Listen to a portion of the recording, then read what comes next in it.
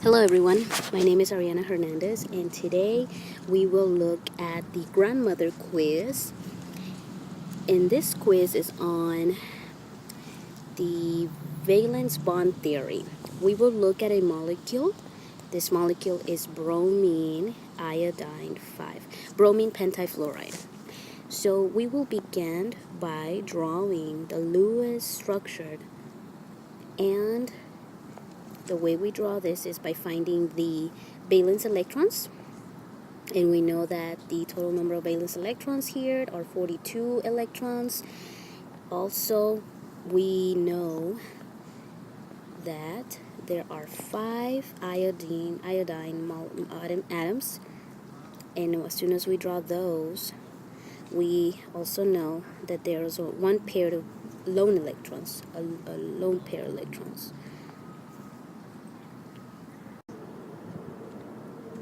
The Lewis dot structure will help us draw the bicep structure, the drawing, as well as the box diagram and the contour diagram of this molecule. So we will go ahead and move on and draw the bicep drawing. So the way that we do that, number 2 will be drawing this. We know that we have a central atom. We also know that there are 5 iodine atoms. One will be in the front. 2 of them will be in the front. 2 of them will be in the back. And this forms a square.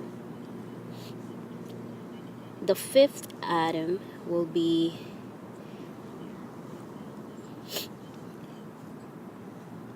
in the axial direction, in the y-axis. We know that the name for this is octahedral. So we are gonna go ahead and write that here, octahedral. And it is a square pyramidal molecular shape. So we will go ahead and finish up with the drawing, and as you can see, it looks like a pyramid in a square base. So the lone pair electrons are pushing, because of the strength of these lone pair electrons, they're pushing more than the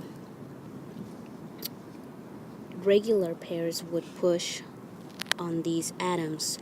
Therefore, we know that the angle between these molecules is less than 90 degrees. So once again, the angles between these atoms is less than 90 degrees. So all of them, all the angles are less than 90 degrees. And the reason for that, like I mentioned earlier, it is because the lone pair to bonding pair repulsion is greater than the bonding pair to bonding pair repulsion. So we see this lone pair electron, the repulsion that it has on the bonding pairs is greater than a bonding pair would have on another bonding pair.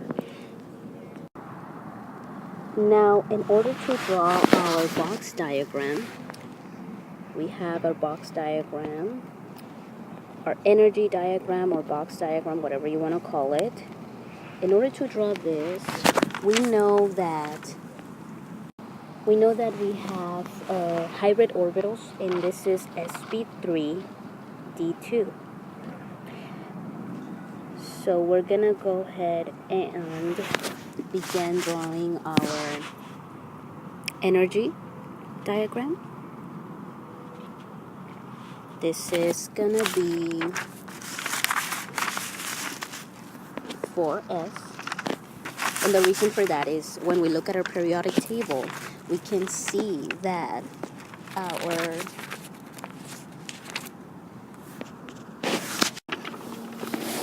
on our periodic table, we see that bromine lies in the 4th period. So that's why we have 4s. We also have 4p. 4p, 4d. And we only have 7 electrons, so we're gonna fill up our energy levels with 7 of them. And there will be energy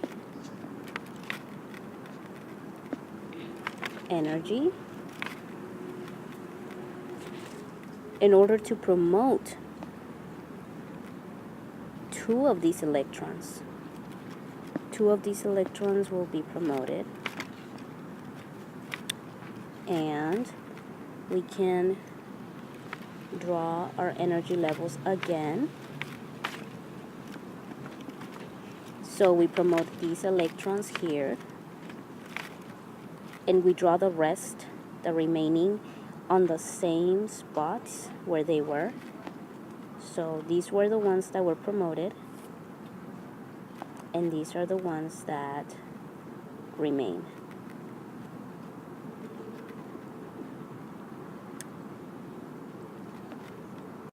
The next step is hybridization.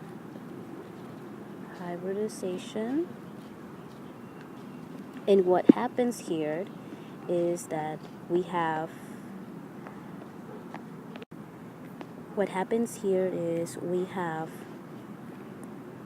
sp3d2, and we have 5 electrons, and we know that we have 5 iodine molecules, and these electrons here, because there's 5 of them, they will take this place right here. And that's how we know that these spots get filled up. Now the final step here is to draw the contour diagram. So the contour diagram. Here we have a bromine atom as a central atom. Its lone pair electrons. The 5 iodine atoms. We know from our Lewis dot structure that the angles between these atoms is less than 90 degrees. So all angles are less than 90 degrees. And once we draw this, we can go ahead and draw our contour diagram. And inside these circles, we will write sp3d2 on all of them. sp3d2, sp3d2, sp3d2. And then we will draw our electrons, and this is our sigma bond right here. So we draw dots inside these, and finally we will draw our atom, which we said was the iodine atom. So we label this as I for iodine, and these are our sigma bonds. Sigma bond, sigma bond, sigma bond, sigma bond. And that concludes our valence bonding theory for bromine pentafluoride.